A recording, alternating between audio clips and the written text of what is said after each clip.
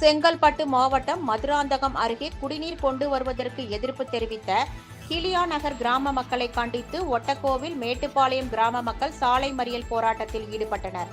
மதுராந்தகம் அருகே அச்சிறுபாக்கம் ஒன்றியத்திற்குட்பட்ட கிளியாநகர் பஞ்சாயத்தில் உள்ள ஒட்டக்கோவில் மேட்டுப்பாளையம் ஆகிய கிராமங்களுக்கு வழங்கப்பட்டு வந்த குடிநீர் தற்போது பெய்த கனமழையால் சுகாதாரமற்ற முறையில் உள்ளது. இதனால் புதிய குழாய் அமைத்து குடிநீர் வழங்க ஊராட்சி நிர்வாகம் ஏற்பாடு செய்தது.